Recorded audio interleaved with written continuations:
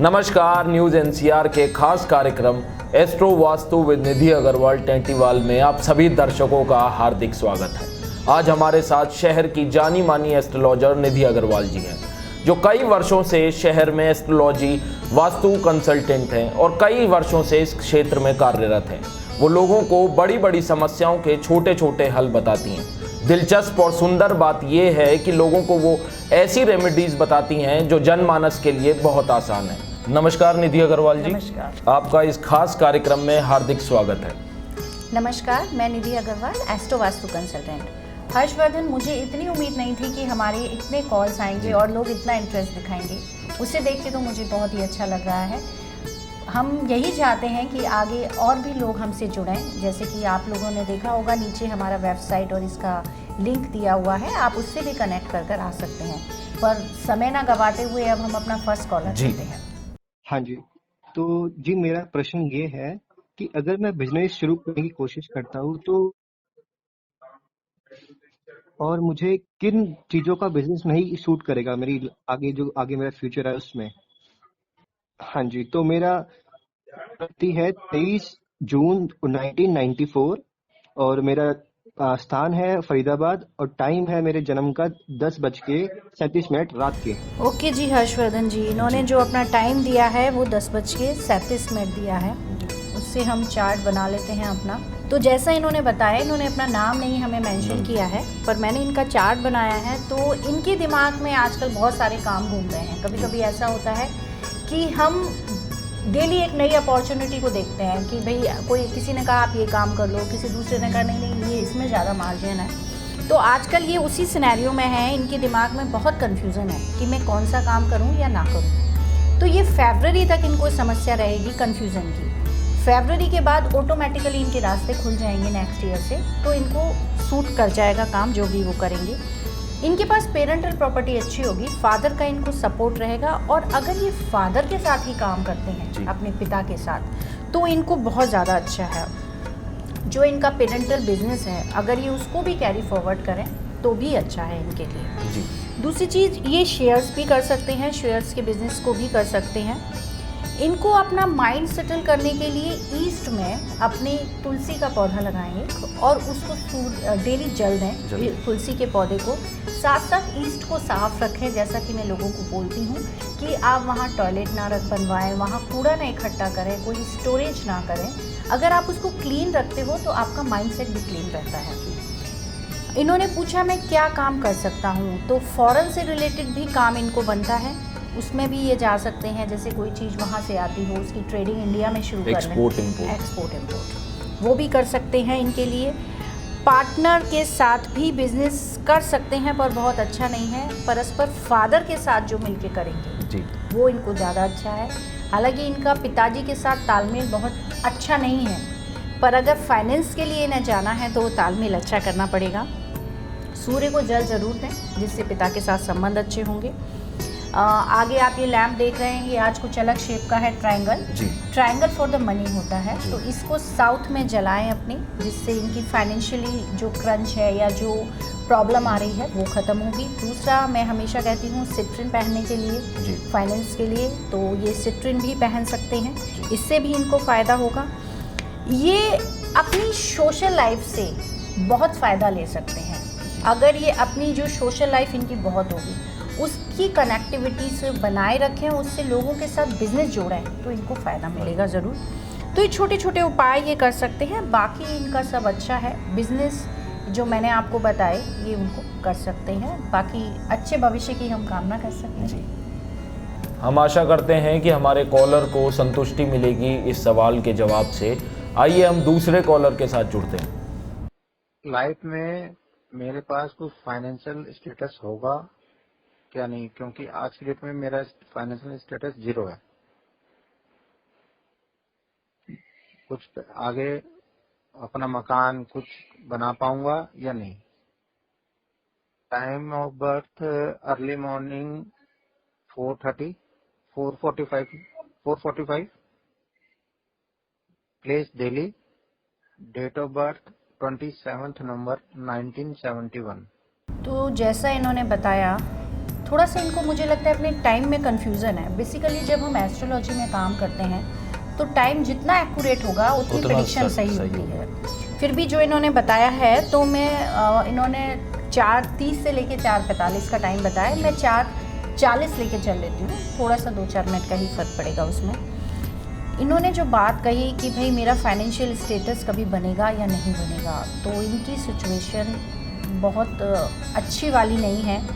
ये जिस भी काम को करते हैं उसमें प्रॉब्लम आती है। पार्टनरशिप में ये बिज़नेस करते हैं तो इनको कोई प्रॉफिट नहीं होता। पार्टनरशिप इनका बहुत अच्छी वाली स्थिति नहीं है। ये अपनी हेल्थ का भी ध्यान रखें कुछ, क्योंकि हेल्थ भी इनकी इफेक्टेड हो सकती है फॉर टाइम बीइंग। जो इनकी बात इन्होंने कहा कि मैं घर बना पाऊँगा या नहीं बना पाऊँगा, घर अगर ये बनाते हैं तो अपनी वाइफ के नाम से बनाएं, उससे इनको फ़ायदा होगा ज़रूर। और अगर इनकी सोच ये है कि मैं बहुत बड़ा और बहुत लैविश घर बनाऊंगा, तो ऐसा नहीं, पर हाँ अच्छा घर इनको मिल जाएगा। इस इनके चार्ट में उसका तो योग बनता है अच्छे घर का। अगर हम बात करते हैं फाइनेंशियल स्टेटस की, तो ये मेहनत करते हैं पर उतना प्रॉफिट नहीं होता जितनी प्रॉफिट होना इनको चाहिए। तो इसके लिए इन्हें कुछ जाप करने पड़ेंगे, कुछ मंत्र करने पड़ेंगे, गुरु का जाप करना पड़ेगा। और साथ साथ ये मैंने आपको बताया सिट्रिन पहनेंगे, सिट्रिन भी है। फाइनेंस के लिए ये सॉल्ट लैम्प भी इन्हें जलाना चाहिए साउथ ईस्ट में। अपने घर का साउथ ईस्ट और नॉर्थ बिल्कुल क्लीन रखेंगे, जितनी सफाई वहाँ रहेगी उतनी इनको अपॉर्चुनिटीज़ आएंगी। नॉर्थ में एक पर्टिकुलर पद होता है देवताओं का, जब कोई हमें नक्शा दिखाता है तो हम इसे स्पेसिफाई करके देते हैं। अगर इन्हें उसका आइडिया नहीं है तो इन नॉर्थ में एक कांच के बाउल में मोती भर के रख लें, तो वो भी मनी अट्रैक्शन होता है। फैमिली से इनको बहुत सपोर्ट नहीं होगा पेरेंटल, पर जो भी थोड़ा बहुत कुछ है वो इनको मिलेगा। अगर हम कहें कि फैमिली में बहुत तालमेल है तो ऐसी स्थिति नहीं है। पार्टनर, अपना लाइफ पार्टनर इनके लिए अच्छा है, उसके साथ इनके अच्छे संबंध है। अभी भी मैं इनसे यही कहूँगी, इनका समय थोड़ा सा टफ है, उसको निकालें, उसके बाद कहीं स्टेटस बन पाएगा। ये चार्ट ऐसा है जिसमें मेहनत बहुत है, लाभ कम है, तो हम बस उसके लिए कोशिश कर सकते हैं और अपने उपाय कर सकते हैं, बाकी तो प्रभु इच्छा। जैसा कि मैम सूर्य देव का भी ट्रांजिट हुआ है और खर मास चल रहा है, तो खर मास में किन जातकों पे इसका असर पड़ेगा? और खर मास में अभी शादियों का सीज़न ख़त्म हो गया है, 16 दिसंबर के बाद ट्रांजिट हुआ है, तो क्यों शादी नहीं की जाती है और कब तक का पीरियड है कि जो दर्शक हमें देख रहे हैं उन्हें आप खर मास का लाभ बताइए।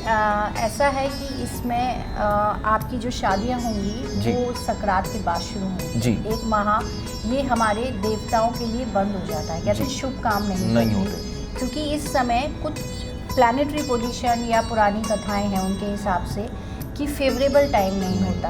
ये कहते हैं ना, कुछ चीज़ें हम समय के मुहूर्त से ही करते हैं। हमारी हिंदू संस्कृति में तो हम जो भी काम करते हैं मुहूर्त से करते हैं। उसके लिए ये समय शुभ काम के लिए सारी तरह बंद है।